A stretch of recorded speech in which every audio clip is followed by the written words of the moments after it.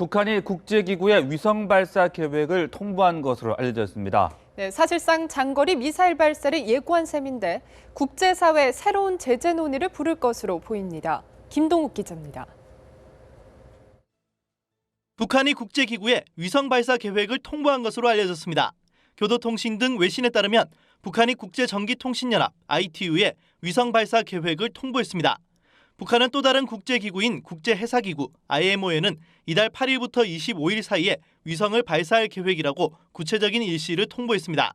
아울러 이번에 발사할 위성의 명칭은 광명성이라고 밝힌 것으로 알려졌습니다. 이와 관련해 일본 정부 관계자는 발사 시간이 오전 7시부터 정오 사이라고 국제기관에 통보했다고 밝혔습니다. 북한이 이번에 위성을 발사하면 광명성 3호 발사 이후 3년 만에 위성 발사입니다. 북한이 이번에도 평화적 목적을 가장해 사실상 장거리 탄도미사일 발사를 시도할 것이라는 관측에 무게가 실리는 상황. 발사가 유력한 지역으로는 위성 사진을 통해 미사일 발사 움직임이 포착됐던 평안북도 철산군 동창리의 서해 위성 발사장이 꼽히고 있습니다. 북한이 4차 핵실험에 이어 사실상의 미사일을 발사하려고 하면서 국제사회의 새로운 제재 논의를 부를 것으로 예상됩니다. 한국과 미국 등 국제사회는 북한이 로켓 발사를 강행하는 것은 북한에 대해 탄도미사일은 물론 위성과 우주 발사체 실험도 금지하는 유엔 안보리 결의를 위반하는 행위라고 경고해왔습니다. 연합뉴스TV 김동욱입니다. 이처럼 북한이 전기통신연합 ITU와 국제해사기구 IMO 등의 국제기구에 위성 발사 계획을 잇따라 통보한 데 대해 청와대는 필요한 조치를 취하는 등 대비하고 있다고 밝혔습니다. 정영국 대변인은 연합뉴스와의 전화통화에서 북한 장거리 미사일 발사와 관련된 동향들을 예의주시하고 있다며 이같이 말했습니다. 정부와 군 당국은 북한이 위성 발사장이라고 주장하는 서해 동창리 미사일 발사장에 대해 정밀 감시를 벌이는 등 발사 징후를 주시하고 있다고 덧붙였습니다.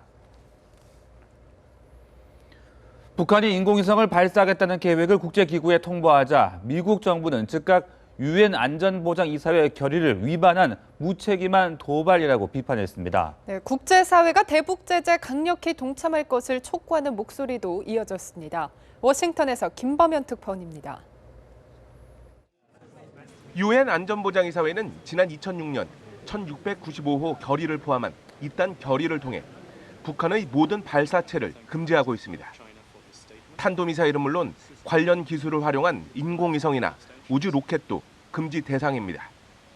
이런 가운데 북한이 국제해사기구에 지구 관측위성을 쏘아 올리기로 했다고 통보하자 미국 정부는 북한을 강도 높게 비판했습니다. This act would violate numerous Security Council resolutions by utilizing proscribed ballistic missile technology. 지난 6일 4차 핵실험의 여파가 채 가시기도 전에 북한이 또다시 노골적으로 유엔 안보리 결의를 위반했다는 겁니다. 미국 정부는 이런 북한에 대한 국제사회의 강경한 대응 필요성도 강조했습니다. This latest announcement further underscores the need for the international community to send the North Koreans a swift, firm message that their disregard for UN Security Council obligations will not be tolerated.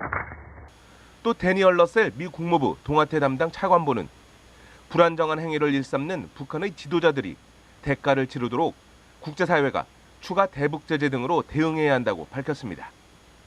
북한이 국제기구에 통보한 것처럼 발사체를 쏘아 올릴 경우 미국의 대북 기조는 더욱 강경해질 전망입니다. 워싱턴에서 연합뉴스TV 김범현입니다.